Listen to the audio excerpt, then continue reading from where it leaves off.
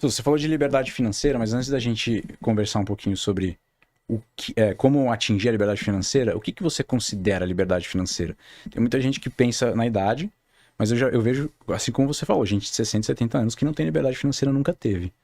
Eu vejo que liberdade financeira, isso na minha concepção, né, é a sua capacidade de decidir o que você vai fazer com a tua vida. Uhum. Eu, por exemplo, sou uma pessoa que eu vou trabalhar pro resto da vida. Então, eu não tenho a menor pretensão de deixar de atender os meus clientes. Tá. Gosto demais do que eu faço e me imagino com 80, com 90 anos, ainda atuando. Mas de uma maneira muito mais confortável do que é hoje. Ontem, por exemplo, eu saí do escritório, era 8 horas da noite. Com 80 anos, talvez 3, 4 horas da tarde, o pessoal já saiba que não pode contar comigo, mas que pode contar com a minha equipe, com os meus liderados. Uhum. Então, acho que para muitas pessoas o trabalho é algo extremamente prazeroso. Agora, você não precisar trabalhar é uma característica muito interessante. Eu já vivenciei isso de maneira indireta através dos meus clientes, que eu vi conquistando a liberdade financeira e que passaram a conseguir trabalhar de uma maneira muito mais inteligente. Porque você não precisa mais. Às vezes você não quer muito fazer alguma coisa, que não faz tanto sentido, mas é o que mais vai te dar dinheiro. Uhum. Você fala assim: bom, preciso pagar as contas, né, quero proporcionar uma condição bacana para minha família, eu vou executar isso. Né, apesar de não ser algo que me traga tanto prazer ou que me desperte tanto propósito. Se você já está com a tua vida financeira resolvida, você vai focar em outras coisas mais interessantes. Inclusive, já vi clientes meus que, quando obtiveram a liberdade financeira, passaram a ganhar muito mais dinheiro. Porque aí conseguiram trabalhar de uma maneira mais assertiva. Deixaram de trabalhar para ganhar dinheiro especificamente, começaram a trabalhar por propósito, e isso fez com que o retorno fosse muito mais significativo, né? O cara buscou um propósito ali, ele deu uma relaxada, digamos assim, com relação a se preocupar com dinheiro, colocou um propósito e explodiu, digamos assim. Exatamente. E o cara que tá assistindo hoje em dia, assim, eu vejo muita gente falando, né, pô, como é que eu consigo a liberdade financeira? Qual é a dica que você dá, assim, como é que você começa esse processo? Perfeito. Eu acho que o principal ponto, né, eu gosto de ensinar dessa forma, é que as pessoas precisam aprender a raciocinar no que diz respeito a dinheiro. Realmente pensar como funciona a parte de finanças pessoais e como funcionam as partes de investimentos. E para ficar bem didático, eu gosto de dividir em 3 pilares principais. Sendo o primeiro deles justamente a gestão inteligente de gastos. Muitas vezes as pessoas, elas pensam, bom, vou gerenciar os meus gastos e isso vai, na realidade, me tirar alguns prazeres que eu gosto. Então é um tema que muita gente se sente desconfortável e nem gosta de falar muito sobre isso, porque acha que vai ter que cortar aquilo que gosta, tirar Netflix, tirar, né, eventualmente um iFood que está sendo pedido.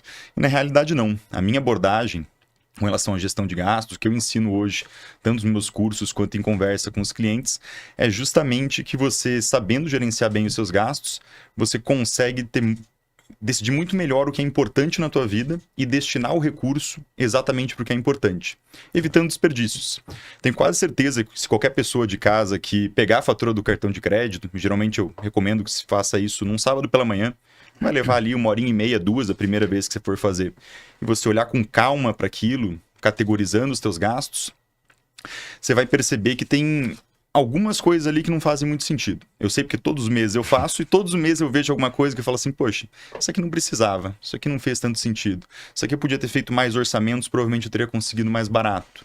Né? Eventualmente você vai até encontrar, como já foi, né, o caso da Pri, uma situação que ela foi lá e fez, ela viu que a academia dela estava sendo cobrada, uma academia anterior, mesmo ela já tendo cancelado. Caramba. Então aquilo, se passasse despercebido, continuaria sendo cobrado.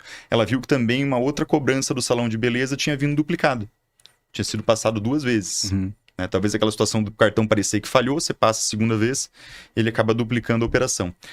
São desperdícios de dinheiro, que para as pessoas que simplesmente não olham porque tem algum tipo de receio, acaba ficando completamente perdido ali, e é um gasto que poderia ser revertido para alguma coisa muito mais interessante, como um jantar fora, como eventualmente uma viagem, uma melhoria na moradia que se vive. Uhum. Então eu gosto de separar essa categorização de gestão de gastos utilizando a sigla DOGE. Tá. Então o primeiro passo é justamente você conseguir organizar os dados. Tá, eu entendi. Deixa eu só dar um passinho pra trás. Por que você acha que a galera tem uma aversão ou um medo muito grande de olhar pra fatura de cartão de crédito ou falar sobre esse assunto, assim? A gente estava até conversando antes disso. O brasileiro, ele tem um medo, assim. E uma coisa muito interessante que você falou, desculpa te cortar, mas Não, imagina. você falou assim, e eu vejo isso até em outras áreas, né? Você conhecer e saber o que tá acontecendo ali não te deixa numa prisão, na verdade, te dá muito mais liberdade para você entender aonde você quer chegar, traçar objetivos. O que você acha que acontece quando você vê... Tem gente que senta na sua frente e tem uma aversão muito grande a olhar o que está acontecendo na vida financeira dela? Tenho, acho que os próprios alunos, as pessoas que acompanham, e até por ser um podcast aqui que tem uma vertente mais voltada para a saúde, para o esporte, vou tomar liberdade de utilizar alguns exemplos relacionados a isso, porque acho que comunica bem com o público, né? Mas, eventualmente, se você tá... Situações da minha própria vida, trazer para mim. Eu já teve momentos que eu estava completamente focado em trabalho. Tá. E completamente focado em trabalho de uma maneira, inclusive, que prejudicou a minha saúde. No sentido de eu passar 2, 3 anos praticamente sem almoçar. Eu não tomava café da manhã, não almoçava, ia fazer a primeira refeição, que era um whey, 4 horas da tarde. Caramba. Porque quando eu tava com fome, eu sentia que eu trabalhava muito melhor. E aí chegava de noite, eu me empanturrava de hambúrguer, de chocolate, aquelas coisas rápidas para poder começar o dia seguinte. Passei ali de 2 a 3 anos nisso, valeu a pena, porque eu me vi depois desses 3 anos liderando pessoas que já estavam há 6 anos na empresa, então eu consegui crescer no dobro da velocidade e chegar na frente, mas teve um custo no que diz respeito à saúde. E eu lembro que nessa época, eu treinava ainda 2 vezes por semana, 3 vezes por semana, mas nada com o mesmo rigor de hoje, por exemplo. Eu me olhava no espelho e eu não gostava de olhar, porque eu não gostava do que eu estava vendo. Perfeito. Então, acho que o receio das pessoas vai muito de entender que, né, no fundo, você está sendo irresponsável, que eu sabia que eu estava sendo irresponsável com a minha saúde, mas você não quer ver aquele resultado, porque aquele resultado dói. É realmente uma dor física quando a gente olha do ponto de vista do cérebro, né?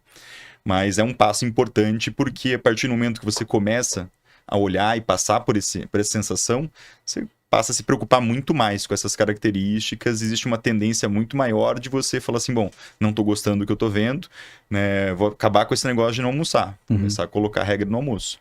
Que foi algo que eu fiz ali depois quase de uma situação de burnout. Entendi. Né, final de 2022, né, onde eu organizei o meu ano e coloquei como meta almoçar todos os dias. Um negócio simples, né? Parece até um absurdo, né? A pessoa tem que ter uma meta para isso. Mas era porque eu via o horário ali das 11h30 até umas 2 horas da tarde como um dos melhores horários para ligar para meus clientes. Porque eles estavam no horário do almoço. Eles podiam falar 10, 15 minutos comigo, eventualmente tinha um produto muito bom. Então era um momento que eu consegui utilizar de maneira assertiva na profissão. Hoje eu já enxergo que mais importante do que isso, né, é justamente conseguir ter longevidade na profissão. E a longevidade só vai vir se eu cuidar da minha saúde, né? Perfeito, perfeito, legal. Então, voltando lá para DOGE. Perfeito. DOGE, o que significa essa sigla quando a gente fala de gestão de gastos? O primeiro ponto é a coleta de dados. Então, o D vem de dados. Tá. Você precisa olhar para a tua fatura do cartão de crédito, que gera essa sensação ruim, mas que é um passo muito importante, né? E a partir dali você vai para o O, que é você pegar todas essas informações e você organizar. De que forma que você vai organizar isso? Separar por categorias. Então, você vai separar no mês a mês, né? Mês a mês é um pouco mais óbvio, e você vai destrinchar isso em categorias: moradia, alimentação, transportes, compras, eventualmente presentes e doações, gastos com saúde, gastos com educação, porque você vai conseguir começar a olhar isso de uma maneira global. Inclusive, caso você perceba que você precisa fazer algum corte, você vai poder começar cortando, né, olhando principalmente para aqueles gastos que são extremamente expressivos. A gente vê muitos casos, a pessoa fala assim, poxa, é só R$15 Uber, é só R$20 Uber. Só que no final das contas ela bate o olho na fatura e fala assim, gastei R$500 de Uber. Como é que isso aconteceu? Sendo que eu só fui para destinos que eu teoricamente podia ter ido de bicicleta, que eu podia ter pego um ônibus, fosse um lugar mais distante, ou que eu poderia ter eventualmente ido a pé. Levaria ali 10, 15 minutinhos, né? O G é de propriamente gastar. Então, depois que você já conseguiu reunir esses dados, organizar, chega o momento que você recebe o teu salário e você vai realmente efetuar esses gastos de uma maneira muito mais consciente, porque dessa vez você já conseguiu planejar. E o I vem justamente da questão de investimentos, né, para você conseguir, né, aumentar o teu patrimônio, você colocar o dinheiro para trabalhar por você. Inclusive tem uma vertente que é bem interessante, né, de diferenças entre as pessoas que conseguem conquistar um grande patrimônio e as que não conseguem. As que conquistam um grande patrimônio, elas têm uma tendência a investir antes de começar a gastar. Então, o que acontece? Como assim? Você recebe o teu salário e você já tem uma meta estabelecida com você. Vamos pegar um exemplo, né? R$5.000. E aí, quem ganha menos não se sinta desconfortável, quem ganha mais também não se sinta, porque vale para qualquer faixa. Desses R$5.000, você definiu que você quer guardar R$1.000 por mês. Porque você entende que guardando esses R$1.000 por mês, você vai atingir a liberdade financeira em 20, eventualmente 25 anos. É extremamente importante que você comece a organizar todas essas informações, né, justamente para você ter essa projeção e conseguir chegar nesse número investido propriamente, né? Então, quando você entende realmente onde que você quer chegar no final das contas, acaba ficando muito mais fácil você conseguir se manter na linha e se manter disciplinado, né? Entendi. Mas aí quando você senta com um cliente assim, você tem essa conversa com ele em quanto tempo você quer se aposentar, por exemplo? Vocês pensam nessas coisas e aí o cara já tem que também ter um planejamento de vida dele, de 5, 10, 15, 20 anos, entender casa, o cara tem que estar preparado para essa conversa, não é uma conversa muito fácil de saber exatamente o que vai acontecer. Você dá um... A minha pergunta é, o quão flexível você consegue criar esse programa e ir mudando para a pessoa e fazer esse projeto?